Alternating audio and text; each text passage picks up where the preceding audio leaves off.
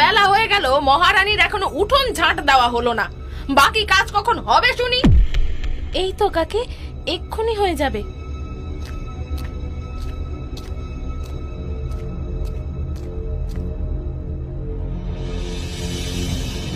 হায় হায় হায় হায় হায়, উনুনে যে হাঁড়ি চড়াবো একটা কাঠ নেই গো।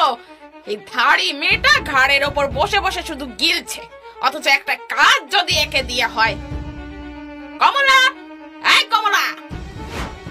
কি হয়েছে কাকি, ডাকছিলে আমায়? বলি নবাব জাদি তোমাকে যে কাল বিকেলে কাঠ নিয়ে আসতে বলেছিলাম, সেসব কোথায়? আসলে কাকি, কাল কাজ করতে করতে সন্ধে হয়ে গেল, তাই আর। এখন তো কাজের খোঁটা দিবি। আমার হয়েছে যত জ্বালা, বাপ মা মরা মেয়েকে বসিয়ে খাওয়াও, আবার তার খোঁটাও শোনো। এই ছিল আমার কপালে। আমি এক্ষুনি গিয়ে কাঠ নিয়ে আসছি কাকি।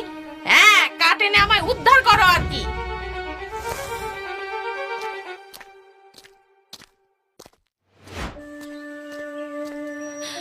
আমাকে আমাকে জন্ম দিতে গিয়ে মা মরে গেল, আর তারপর একটু বড় হতে না হতেই বাবাও চলে গেল।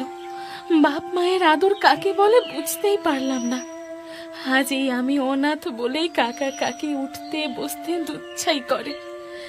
আমার ভাগ্যে যে কেন ভগবান এমন দুঃখ লিখলেন কে জানে। এইসব ভাবতে ভাবতেই কমলা জঙ্গলে ঢুকে এক মনে নিজের কাজ করতে শুরু করে। এমন সময়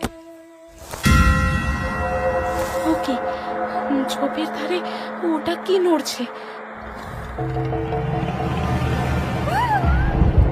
ওরে বাবারে, যা ভেবেছি তাই।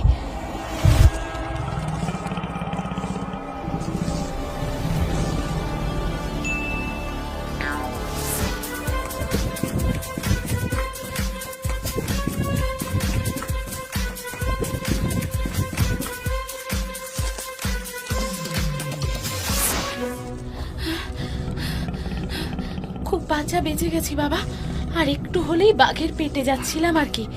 কিন্তু বাঘটা তো দেখছি গাছের নিচে ঘোরাফেরা করছে। ও করুকে, ও যতক্ষণ না যাচ্ছে আমি এই গাছ থেকে নামছি না বাপু। এদিকে খিদে ক্লান্তিতে কমলার একটু তন্দ্রা মতো এসে গিয়েছিল।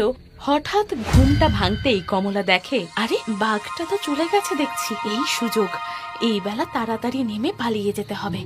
কমলা গাছ থেকে নামতে যাবে, হঠাৎ কিছু পায়ের আওয়াজ শুনে সে থমকে যায়। চাঁদের আলোয় কমলা দেখতে পায় আপাদ মস্তক চাদর মুড়ি দিয়ে একজন লোক গাছের নিচে এসে দাঁড়িয়েছে। উফ, এত দেরি করছে এরা।